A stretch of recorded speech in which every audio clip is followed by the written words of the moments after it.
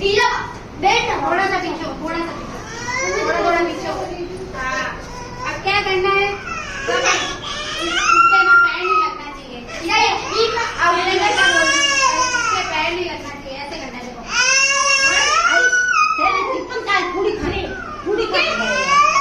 कितने का करना है 1 2 3 फिर बाहर साइड में खड़े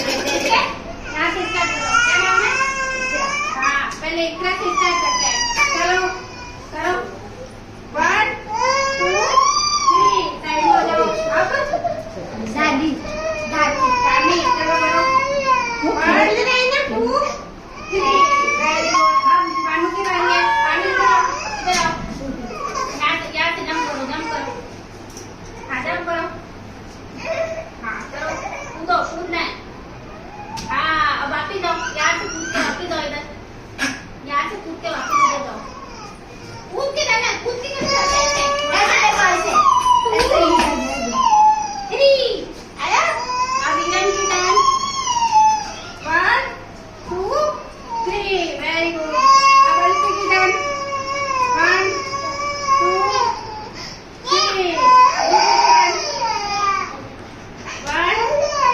3 वेरी गुड अब जन्नत की थोड़ा सा इधर बीच में 1 2 3 पूरा दोनों पैर के साथ कूदना ऐसे नहीं कैसे ऐसे हाँ अब आ जाओ साइड में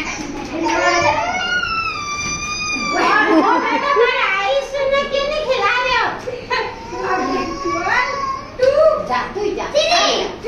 वेरी गुड अब रस्सी कूद अब जिसको भी रस्सी कूदनी हो